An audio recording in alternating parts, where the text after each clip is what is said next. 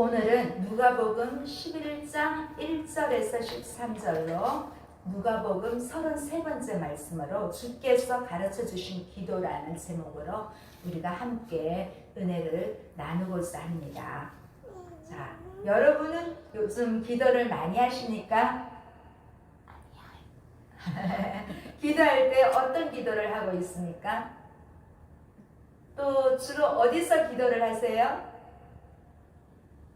자, 비대면, 대면 모두 이 세 가지 물음에 대해서 여러분 한번 생각해 보십시오.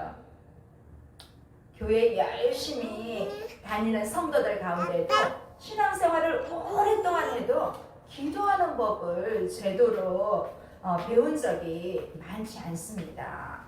그래서 어떤 분들은 오랫동안 신앙생활을 했음에도 불구하고 어떻게 기도해야 되는지 정확하게 모르는 분들이 의외로 많습니다. 우리 교회는 그냥 이렇게 합심 기도를 하지만은 우리가 합심 기도하는 시간에 보통 대형 교회들이나 중소형 교회들은 대표 기도를 시키거든요. 그런데 이 대표 기도를 하는 사람이 당당하게 자신 있게 하는 사람들이 별로 없습니다. 왠지 대표 기도를 하면 일주일 내내 마음의 부담을 갖고 그렇게 준비를 하고 있습니다. 오늘 본문에 등장하는 제자들도 마찬가지입니다. 이 제자들은 유대인들이기 때문에 이 유대인들은 이미 긴 시간 동안 기도를 하면서 자란 사람들입니다. 그럼에도 불구하고 제자들은 예수님께 기도하는 방법을 알려달라고 요청했습니다. 사실 예수님의 제자들이 예수님과 동행하면서 예수님을 통해 본 것은 기도뿐만 아니었습니다. 예수님께서 위대한 설교도 하시는 것을 보았습니다. 또 예수님의 제자들이 수많은 기적을 일으키는 것도 보았고 병자를 고치시고 심지어 죽은 자를 일으키시는 것까지 제자들은 다 지켜보았습니다. 그런데 왜 제자들은 예수님 우리에게 설교를 가르쳐 주십시오. 기적을 일으키는 방법을 가르쳐 주십시오. 아니 예수님 병자 고치는 방법을 주십시오. 예수님 죽은 자를 일으키는 방법 우리 좀 가르쳐 주십시오. 이렇게 요청하지 않고 대신에 예수님 기도를 우리에게 가르쳐 주십시오. 이렇게 요청했어요. 왜냐하면 제자들은 예수님께서 삶을 지지하는 핵심 요소가 바로 기도라는 것을 보았기 때문입니다. 예수님은 위대한 설교를 하시기 전에도 기도하셨고 병자를 고치시기 전 또 죽은 자를 살리기 전에 모두 예수님은 하늘을 우러러 하나님 아버지께 기도하신 후에 위대한 능력을 행하시는 것을 보았기 때문에 예수님께는 기도가 원천이라는 것을 제자들이 알았습니다. 그렇기 때문에 제자들은 기적도 구하지 않고 병 고치는 은사도 구하지 않고 심지어 사람을 살리는 예수님의 위대한 설교 이런 것을 구하기 전에 기도하는 방법에 대해서 구했습니다. 그래서 예수님께 나와 제자들은 주님 우리에게 기도를 가르쳐 주옵소서 그렇게 요청한 것입니다.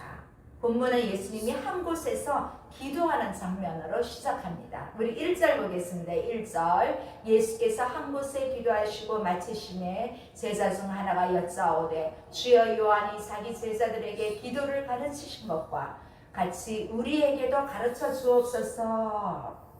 자, 예수님에게 있어서 기도는 습관이고 생활이십니다. 예수님이 기도를 마치자 제자 중에 한 명이 와서 요한이 자기 제자들에게 기도를 가르쳐 준 것 같이 자신들에게도 기도를 가르쳐 달라고 부탁을 했습니다.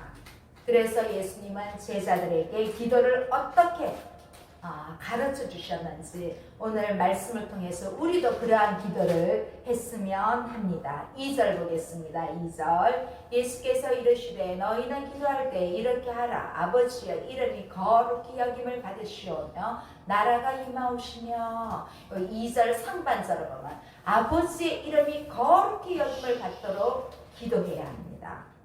예수님은 먼저 하나님을 뭐라고 불렀습니까? 아버지라고 불렀습니다. 아버지라고 부르면서 기도를 시작했습니다. 제자들은 기도하는 대상인 하나님이 누구신지, 즉 아버지가 되신다는 사실을 알고 있었습니다.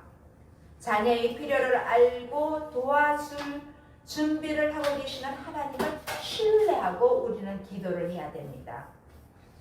오늘날 우리 기독교인들도 하나님 아버지 하고 이렇게 대부분 부릅니다. 자연스럽게요. 그러나 구약의 사람들은요, 유대인들은 하나님을 아버지라 부르지 않았습니다. 따라서 이 호칭은 예수 그리스도를 통해서 구원받은 하나님의 백성들이 주님의 자녀가 되었음을 고백하는 새로운 호칭입니다. 하나님 아버지 하는 것이 구원받은 성도들에게 주신 새로운 호칭입니다. 하나님과 기도하는 우리들의 관계를 설정해주고 있습니다. 자, 하나님의 이름이 거룩하게 되기를 바라는 기도는 구약 성경에 근거합니다. 하나님의 이름이 자기 백성에 의해 더럽혀졌기 때문에 하나님은 그 이름이 다시 거룩하게 하실 것을 예고하고 있습니다. 여러분, 거룩하게 하는 것은 영화롭게 하는 것과 매우 비슷한 개념이며, 또한 반대 개념은 더럽히고 욕하는 것입니다. 모욕하는 것입니다. 이스라엘 백성들이 하나님의 이름을 더럽혔어요. 그래서 구약에서 하나님의 이름이 거룩하게 되기를 갈망하는 것은 모욕을 당한 하나님의 이름이 영광을 받고 하나님의 통치하심이 드러나기를 바라는 것과 같습니다. 지금도 죄로 인해서 하나님의 이름이 짓밟힌 세상에 우리가 살아가고 있습니다. 사람들은 여호와 하나님을 인정하지 않고 가볍게 여기고 조롱하기도 합니다. 이러한 세상 속에서 우리는 다시 하나님의 이름이 거룩하게 될 것을 간구해야 됩니다. 이 코로나 소식도 우리가 진짜 하나님이 우리에게 주신 어쩌면 재앙이거든요. 이것을 통해서 우리 열방의 교회들이, 한국의 교회들이, 성도들이, 믿는 크리스찬들이 정말 이제는 이 재앙이 없어지길 더 진짜 갈망하면서 기도해야 됩니다. 나만 안 걸리면 되지 아닙니다. 나도 걸릴 수 있습니다. 그래서 우리는 하나님을 영화롭게 하고 하나님의 거룩하심을 찬양해야 합니다. 그래서 이 기도 제목이야말로 하나님께서 우리를 창조하시고 우리를 구원하신 궁극적인 목표인 것입니다. 자, 하나님을 찬양한다는 것은 마땅히 하나님이 받으셔야 할 영광을 우리가 하나님께 드리는 것이기 때문에 하나님을 찬양하는 것과 하나님의 이름이 거룩하게 여겨지길 간구하는 것은 같은 의미입니다. 자, 기도하면서도 기도를 들으시는 하나님의 능력을 신뢰하지 못하는 것은 주님의 이름을 욕되게 만드는 것입니다. 자, 우리는 기도하는 순간은 하나님을 찬양하는 그러한 시간으로 생각하면 됩니다. 이러한 기도 제목이 가장 처음에 나타난다는 것은 우리의 신앙생활이 또 우리 신앙생활의 기도의 목표가 나의 욕심을 채우는 것보다 먼저는 하나님의 아버지를 섬기기 위한 것임을 잘 나타내고 있습니다. 그래서 하늘에 계신 우리 아버지여, 이 말씀과 똑같은 마태복음에서는 주기도문이 더 자세히 설명이 되어 있거든요. 오늘은 누가복음에서는 좀 전반부에 나와 있고 그 이후에 또 계속 마태복음의 기도가 거의 우리가 하고 있는 주기도문하고 거의 똑같습니다. 자, 우리 그리스도인들은 최종 목적이 이 세상에 나의 어떤 왕국을 만드는 것이 아닙니다. 여호와 증인처럼 이 땅에 왕국을 만들고 천국은 모른다는 거예요. 여호와 증인 같은 경우는. 그래서 우리는 나의 왕국, 우리의 왕국을 만드는 것이 아니라 하나님의 다스림이 있는 나라가 이 땅 위에 임하기를 우리는 기도해야 됩니다. 우리가 평상시 기도할 때 보면 사실 우리는 우리의 필요와 우리의 어떤 도움을 간구하는 기도를 참 많이 합니다. 솔직히 우리는. 그 우리의 연약함으로 인하여 어떤 하나님의 영광 이런 것보다는 나의 다급한 기도 제목 이런 것들을 많이 할 수 있습니다. 그런데 이제부터 우리가 기도의 본질을 조금 바꿔서 하나님의 이름이 거룩히 여김을 받고 온 세상이 주님의 다스림을 받는 주의 나라가 임하는 것을 우리가 먼저 간구한 후에 우리의 기도를 하면 참 좋겠습니다. 또 두 번째, 하나님의 나라가 임하도록 기도해야 합니다. 2절 하반절에 보면 나라가 임하오시며 이렇게 말씀하고 있어요. 여기서 나라가 임하오시며 해서 하나님의 나라가 무엇일까요? 뭐 여러 가지로 얘기할 수 있지만 여기서 가장 중요한 것은 하나님의 나라는 하나님이 통치하는 곳입니다. 이제 우리는 하나님의 통치하는 그곳이 우리의 교회 위에 임하게 하옵소서. 우리의 가정 위에 임하게 하옵소서. 죄악 많은 이 세상에 하나님의 나라가 임하게 하옵소서. 주여 내가 하나님의 나라와 의를 구합니다. 이렇게 기도를 해야 합니다. 우리가 기도할 때 이러한 영적인 기도를 하라고 주님은 오늘 말씀하고 있습니다. 나의 잔잔한 소원을 아뢰기 전에 먼저 참으로 중요한 것, 먼저 하나님의 나라와 의를 구하는 태도를 가지고 그 일을 위해서 먼저 기도하라고 하십니다.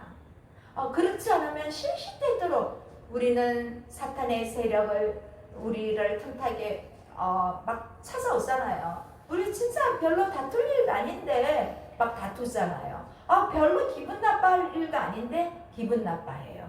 이런 것들이 우리 안에 있는 먼저 하나님의 나라와 의를 구한다면 우리는 이 모든 것이 그냥 패스될 수 있습니다. 그런데 그게 안 되기 때문에 작은 문제들이 큰 문제로 악한 사탄은 우리를 순간순간 틈타고 있습니다. 이 모든 악의 세력을 제거해 주시는 그 주님을 생각하면서 우리는 나라가 임할 수 있도록 그렇게 기도해야 되겠습니다. 하나님 나라는 예수님의 삶과 사역을 통해서 이미 실현되고 있습니다. 하나님의 통치가 이제 확장되도록 기도를 해야 됩니다. 오늘 부름받은 제자들 역시 하나님의 나라를 확장하기 위해서 부름받은 제자들에게 이렇게 예수님이 가르쳐 주신 기도는 정말 순종하고 주님의 능력을 믿겠다는 그러한 결심입니다.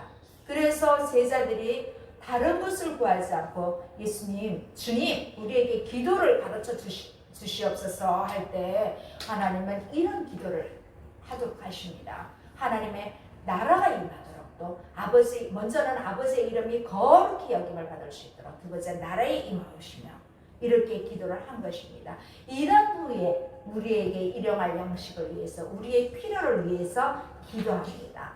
그래서 일용할 양식을 위해서 기도합니다. 3절 보겠습니다. 우리에게 날마다 일용할 양식을 주시옵고. 자, 제자들이 주님의 사역을 하는데 염려가 생기면 안 되잖아요. 먹을 게 없어서 염려 생기면 안 되잖아요. 그들의 마음에 양식을 위해서 먹는 걸로 장애물이 되면 안 되기 때문에 먹고 사는 문제를 주님이 해결해 주신다는 것입니다. 그래서 이 먹고 사는 문제를 위해서도 기도하라는 것입니다. 여기서 중요한 사실은 한 달치나 1년치 양식을 구한 것이 아닙니다. 하루치를 구했다는 것입니다. 자, 하나님의 백성은 미래에 대해서 염려하지 말라는 것입니다. 자, 매일 하나님을 의지하며 하나님 아버지께서 우리의 모든 필요를 공급해 주실 것을 믿음으로 살아가는 것이 주님의 백성입니다. 저도 이런 기도를 하거든요. 여러분 좀 궁금해 하실 수도 있을 거예요. 하나님, 저 다문화 농협 계좌와 농협 제 계좌와 우리은행 제 계좌에 하나님 단돈 1,000원이라도 남아있게 하소서. 저는 그렇게 기도를 하거든요. 그런데 1,000원 밑으로 내려간 적 없었습니다. 신기하지요? 네, 신기하지요. 아마 신기할 것입니다. 어떻게 아마 여러분의 생각으로는 도저히 그게 이해가 좀 궁금하실 것입니다. 그런데 네, 저의 계산으로는 절대로 안 되는 계산이거든요. 그런데 항상 1,000원이라도 남아 있습니다. 그래서 통장에 마르지 않게 해주세요.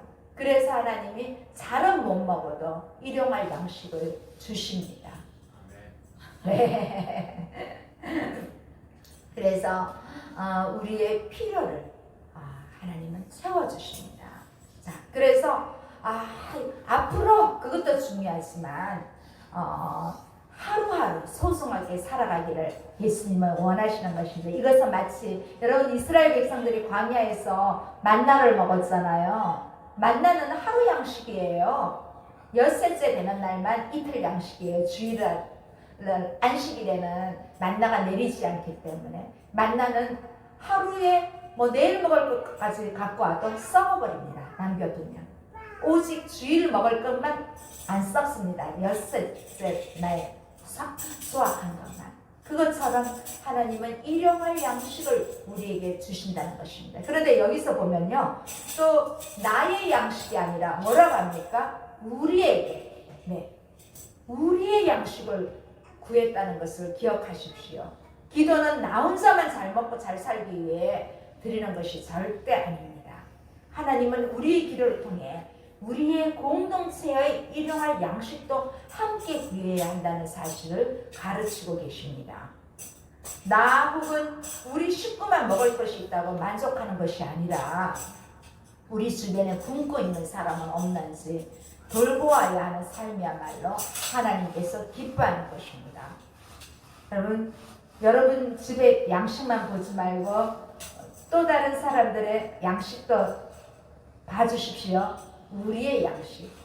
우리의 양식을 생각할 때 하나님은 나의 양식을 더불어 더 많이 주신다는 것입니다.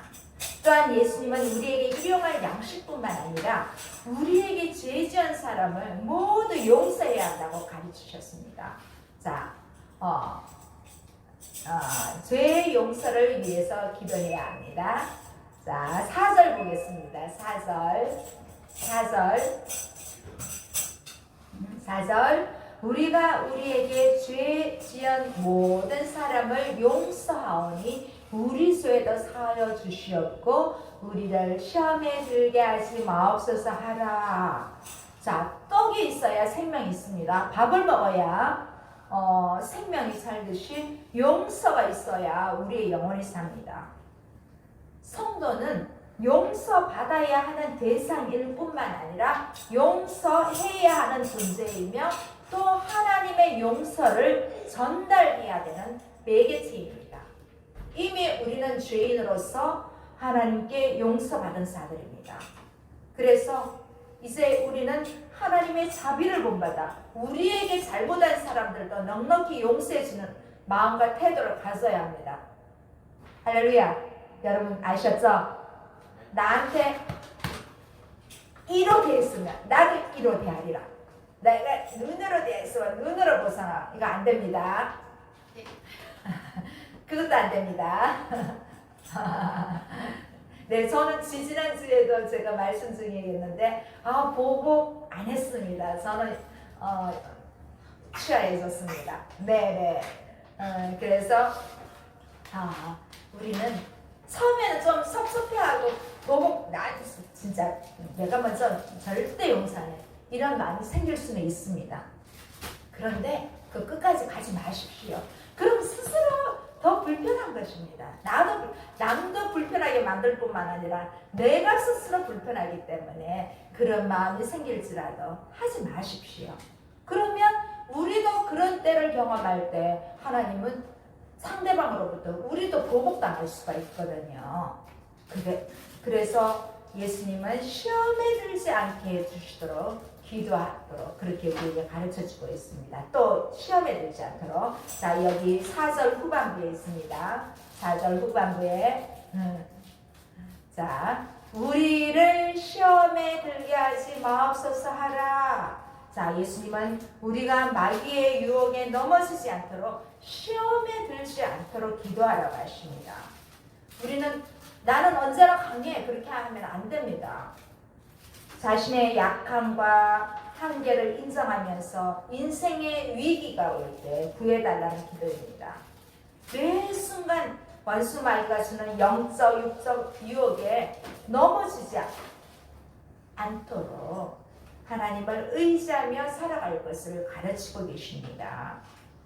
자, 우리가 여기까지 예수님의 기도를 보면서 혹시 내가 드리는 기도의 요소 중에서 잘못된 것은 없는지 이제부터 우리 기도의 어떤 퀄리티를 조금 높입시다. 나만 하나님 그냥 막 나만을 위해 간구하던 것을 이제는 하나님의 나라와 의를 먼저 구하고 그런 후에 우리에게 일용할 양식을 주세요. 우리가 시험에 들지 않게 해주세요. 이렇게 기도를 하면 참 좋겠습니다. 오늘 누가복음에서는 이렇게 예수님이 가르쳐 주신 기도 중에 이렇게 한 5가지 정도가 들어있어요. 자, 그러면서 예수님은 주님의 기도를 가르쳐 주신 후에 예수님은 제자들에게 기도의 특징을 비유로 설명해 주고 계세요. 예수님은 밤중에 찾아온 친구를 예로 비유를 전개하십니다. 5절에서 7절 한번 읽어보겠습니다. 5절에서 7절 또 이르시되 너희 중에 누가 벗이 있는데 밤중에 그에게 가서 말하기를 벗이여 떡 3덩이를 내어 구워달라. 내 벗이 여행중에 내게 왔으나 내가 먹길 것이 없다 하며 그가 안에서 대답하여 이르되 나를 괴롭게 하지 말라. 문이 이미 닫혔고 아이들이 나와 함께 침실에 누웠으니 일어나 내게 줄 수가 없노라 하겠느냐. 자, 먼저 예수님은 우리가 오해하지 않고 이 태도를 우리 마음속 깊이 인지할 수 있도록 한 가지 비유를 하십니다. 자, 여러분의 이해를 돕기 위해서 좀 더 쉽게 제가 풀어볼게요. 자, 어느 날 한 집에 손님이 왔어요. 연락도 없이 왔어요. 밤중에 밤늦게 도착했는데 이제 물을 먼저 한 잔 줬어요. 그리고 이제 잠자리에 들려고 하다 보니까 이 사람이 찾아온 손님을 보니까 매우 지쳐 보였어요. 그래서 혹시 하고 물어봤어요. 시간이 이렇게 많이 늦었는데 밥은 드셨어요? 식사는 하셨어요? 그렇게 묻는데 이 손님은 아무 말도 하지 않았어요. 그런데 배에서 꼬르륵 소리가 납니다. 식사를 안 했구나. 이 집주인은 생각을 합니다. 그런데 집에 보니까 밥이 한 그릇도 없어요. 자, 여러분 이 말씀을 설교를 들으면서 그 당시 문화적인 배경을 조금 이해해야 합니다. 자, 오늘날 같으면 뭐 밤중에라도 뭐 삼계탕도 끓일 수 있고 하다못해 라면이라도 끓일 수 있잖아요. 또 더더욱 야식하는 데가 얼마나 많습니까? 그래서 전혀 문제가 안 되지만 그 옛날에는 뭐 냉장고도 없었고요. 그래서 참 문제가 됩니다. 우리나라만 봐도 도시가 아닌 농촌에서는 우리 부모님 세대만 모아도 그날 먹을 음식은 그날 장만했어요. 그 당시엔 밥이 모자라면 옆집에서 구워도 옵니다. 밥이 남으면 또 가마솥에다 그 밥을 덮어놓으면 밤새 따뜻하게 됩니다. 뭐 밥이 없거나 부족할 경우는 또 옆집에 가서 서로 어머니들은 밥을 빌리기도 했습니다. 본문의 이 시대에도 이 늦은 시간에 음식이 있을 리가 없었습니다. 왜냐하면 그 당시 노동자들은 그날 벌어 그날 먹음으로 자기 집에 음식이 대부분 떨어져서 없었어요. 그러니까 오늘날 같은 경우는 뭐 영양가가 많은 음식을 섭취할 수 있으니 하루에 뭐 2끼만 먹어도 배가 든든하잖아요. 뭐 심지어 다이어트 한다고 안 먹는 사람도 많잖아요. 그러나 옛날에 시골에 가보면요, 별로 영양가도 없는 그 밥을 한 끼도 안 먹으면요 다리에 힘이 빠질 정도로 오봉밥 먹잖아요. 자, 오늘 본문에 손님이 찾아온 경우도 이 손님에게 밥을 주지 않으면, 대접해 주지 않으면 버스 타고 온 것도 아니고 먼 수십 리를 걸어서 왔을 텐데 얼마나 피곤할까요? 그러면 여러분 배고프면 잠 잘 안 와요. 네, 마찬가지예요. 막 배가 고프면 그냥 어떻게 막 땀도 막 나요. 심할 때는. 그래서 잠을 거의 자지 못할 것이라 생각하고 이 주인은 알았습니다. 그래서 이 사람이 어떻게 합니까? 이웃집에 밥이 남아 있을 거라 생각하고 대문을 두드립니다. 여러분 이것도 그 시대 유대 문화적 배경을 이해해야 합니다. 그 당시 유대인의 집 구조는 거의 방이 하나였어요. 이 한 방에 부부가 자고 또 한쪽에는 자녀들이 자요. 이건 우리나라도 옛날에 다 그렇게 했었어요.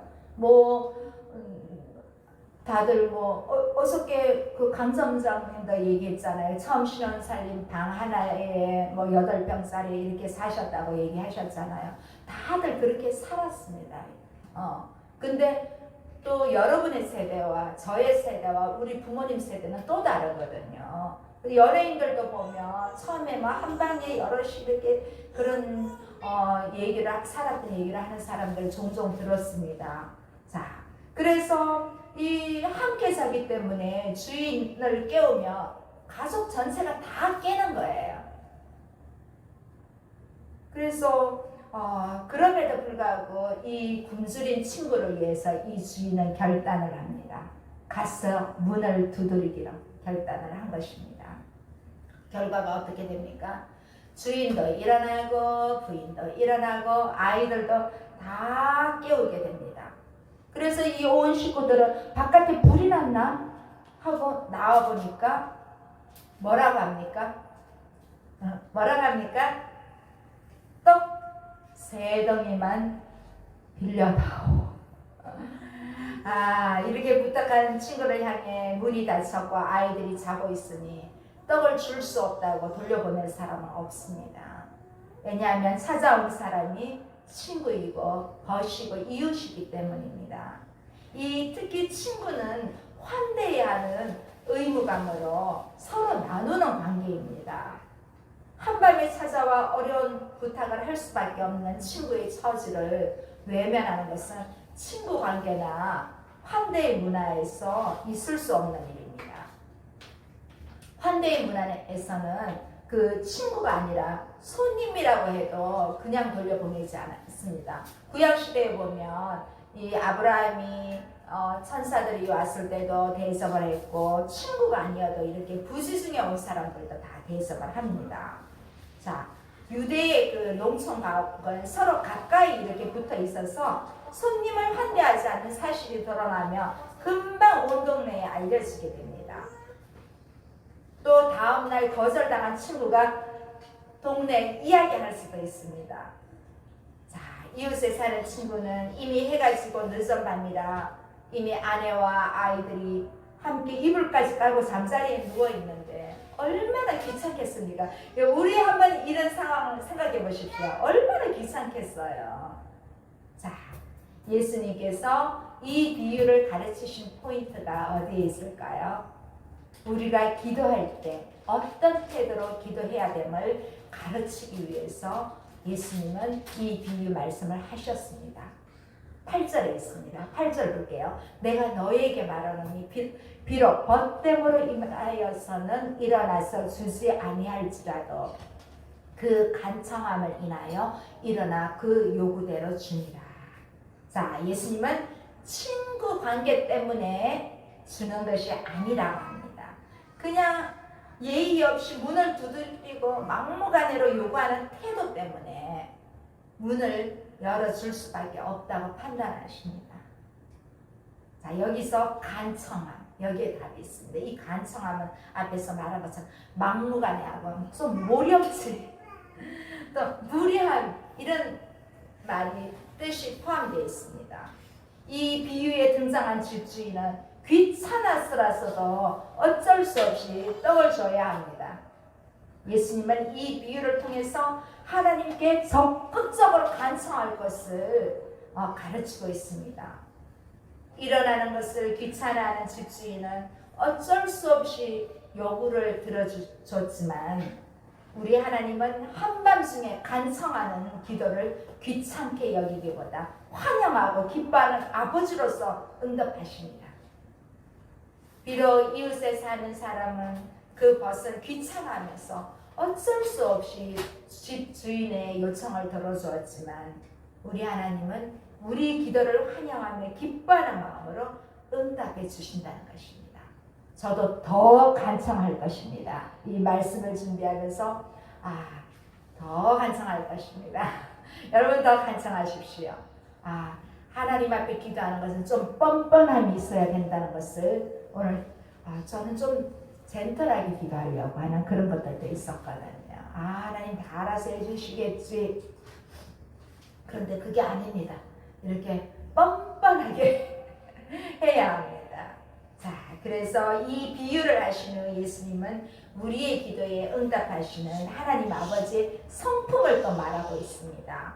자, 예수님은 비유를 근거로 기도에 응답하시는 하나님과 좋은 것을 주시는 하나님의 성품을 소개하십니다. 그래서 예수님은 제자들에게 하나님께 기도하고 구하고 찾고 두드리라고 말씀하십니다. 우리 9절에서 10절 보겠습니다. 9절에서 10절. 또 내가 또 너에게 이르노니 구하라 그러면 너에게 주실 것이요 찾아라 그러면 찾아낼 것이요 문을 두드리라 그러면 너에게 열릴 것이니 구하는 이마다 받을 것이요 찾는 이가 찾아낼 것이요 두드리는 이에게는 열릴 것입니다. 자, 우리가 간절한 기도를 구하면 하나님께서 주신다는 것입니다. 우리가 기도로 하나님께 찾으면 찾게 되고 또 두드릴 때 하나님은 열리게 되는 은혜를 우리에게 주신다는 것입니다. 더 놀라운 사실은 이 9절에 앞서서 10절 말씀을 보면 이 9절을 반복하면서 하나님의 응답을 강조하고 있습니다. 구하는 이마다 받고 찾는 이마다 찾고 두드리는 사람에게는 문이 열린다는 것입니다. 우리가 이런 응답을 보고 기도해야 하지 않을 이유가 있습니까? 기도해야 하지 않을 이유가 있습니까? 자, 하나님 아버지의 또 얼마나 큰 사랑이 또 예로 들고 있습니다. 11절 12절 보겠습니다. 11절 12절 너희 중에 아비된 자로서 누가 아들에게 생선을 달라는데 생선 대신에 뱀을 주며 알을 달라는데 정갈을 주겠느냐? 예수님은 기도에 응답하시는 하나님의 성품을 한 가정의 일상을 예로 설명하십니다. 아버지가 아들, 딸이 생선을 달라는데 생선을 달면 뱀을 줄 수 있습니까? 알을 달라는데 알처럼 웅크린 정갈을 줄 수 있습니까? 아버지가 자녀에게 해를 끼치고 생명을 죽일 수 있는 뱀이나 알을 줄 리가 없습니다. 하나님께 간절히 기도한 자녀에게 나쁜 것을 주시거나 무관심으로 대하신다는 것은 상상할 수 없습니다. 인간의 본성이 아무리 악하다고 해도 대부분의 부모는 자식을 본인의 생명보다 더 중요하게 여깁니다. 그래서 자식에게는 뭐든지 주고 싶어하는 부모가 더 많습니다. 저에게도 90 노모가 계시는데 아직까지 주는 것을 더 즐거워하십니다. 그것이 부모의 사랑입니다. 여러분들도 부모가 되었으니 그것을 아마 조금은 이 말씀을 더 이해가 될 것입니다. 자, 우리 하나님은 구하는 자들에게 넉넉하게 은혜를 채워주십니다. 마치 아버지가 사랑하는 아들, 딸에게 나쁜 것을 줄 리가 없거든요. 좋은 것을 주듯이 하나님 아버지께서 우리 성도가 하나님의 자녀들이 구하는 것을 안 줄 리가 없잖아요. 악한 인간도 자녀에게 좋은 것을 주려고 하는데 하물며 하나님 아버지께서는 구하는 자녀에게 얼마나 좋은 것들을 우리 삶에 넘치도록 채워주지 않으시겠습니까? 다시 한번 묻습니다. 우리가 기도하지 않을 이유가 있습니까? 기도하는 사람은 복을 받습니다. 기도하는 사람은 하나님의 은혜를 받습니다. 기도가 바로 하나님의 능력을 공급하고 하나님의 나라가 임하게 만드는 키입니다. 하나님 아버지, 우리의 모든 것을 주시는 그 하나님 아버지께 오늘 우리가 기도를 제자들이 배우기를 원했을 때 가장 처음 하나님 아버지의 이름이 거룩히 여김을 받으시며 이 아버지께서 우리에게 모든 것을 풍성하게 허락하여 주실 줄 믿습니다. 마지막 13절입니다. 마지막. 자, 13절 읽겠습니다. 너희가 악할지라도 좋은 것을 자식에게 줄 줄 알거든. 하물며 너희 하늘 아버지께서 구하는 자에게 성령을 주시지 않겠느냐 하시니라. 너희 하늘 아버지께서 자녀에게 가장 좋은 것으로 응답하시는 것은 정말로 당연한 것입니다. 마태복음에도 있거든요. 좋은 것이라고 기록되어 있어요.